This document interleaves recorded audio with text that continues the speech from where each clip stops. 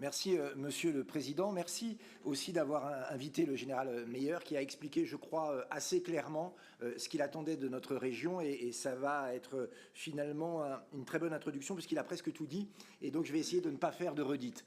Oui, nous avons besoin de lier un lien beaucoup plus fort encore qu'avant avec notre défense.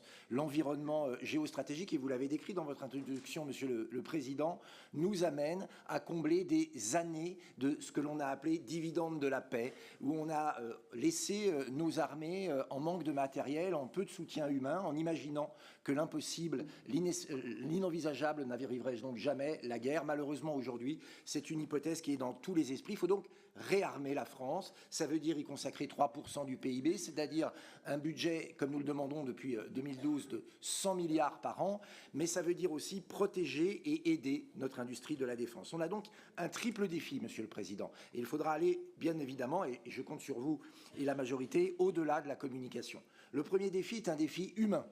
Dire aux femmes et aux hommes qui servent la patrie, qui sont prêts à mourir pour elle, que nous les soutenons. Nous les soutenons quand ils sont blessés, nous les soutenons aussi quand ils sont de retour d'opération en problème psychologique, que nous soutenons les familles et l'installation des familles et que nous accompagnons la scolarisation des enfants qui sont parfois baladés d'une affectation à l'autre. Nous devrons être à leur côté. Au-delà des mots, ça demande des engagements concrets et des facilités concrètes. Deuxièmement, un défi de formation, non seulement pour aider nos armées à recruter, vous le savez, elles recrutent, mais elles ont des problèmes à fidéliser, ce qui veut dire qu'il faut les accompagner, si on le peut, dans cette démarche, mais aussi les métiers autour de l'industrie de la défense, comme par exemple la soudure, un certain nombre de professions techniques, pour qu'il y ait la formation suffisante pour nourrir demain une industrie de la défense dans notre région. Et puis, troisième défi, un défi industrielle. L'Est, vous l'avez dit, est une région de tradition militaire, elle est aussi une région de tradition industrielle et nous devons saisir cette opportunité qui nous est donnée pour aider à la réindustrialisation puisque, évidemment, produire plus d'armes, produire plus d'avions, produire plus de munitions, ça veut dire plus d'usines, plus de chaînes de fabrication et nous devons être une terre d'accueil pour ces industries qui veulent se diversifier géographiquement. Il y a deux écueils à éviter, Monsieur le Président, si je puis me permettre. Le premier, ce n'est pas une lubie, mais c'est un écueil qu'on voit souvent, c'est l'éco-conditionnalité. Bien sûr, si nous sommes les plus disants en matière de normes, ils iront ailleurs. Et j'aimerais vous conter une anecdote qui est arrivée, qui aurait pu être pire qu'une anecdote, c'est que le CAC 40 ESG, vous savez, c'est ce CAC 40 qui fait très attention à l'environnement dopé à la moraline, avait voulu exclure Airbus, Safran et Thales du CAC 40.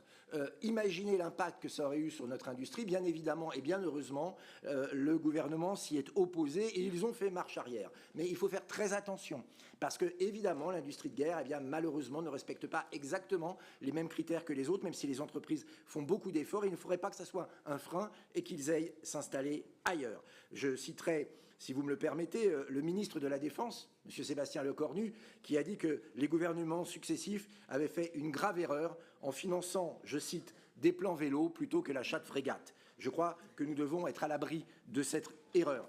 Deuxième erreur à éviter, c'est le fédéralisme à tout crin. L'Europe de la défense n'existe pas. L'Allemagne déclare acheter des F-35 américains. Le Danemark, malheureusement, lui emboîte le pas. La souveraineté ne peut être que nationale. À toutes ces conditions, avec tous ces défis, si nous mettons en place un plan structuré et sérieux, nous aurons une meilleure formation, nous aurions plus de population avec la population militaire et une industrie qui redémarre. Si ça va dans ce sens, au-delà de la communication et des comités Théodule, vous pourrez compter sur nous. Merci beaucoup.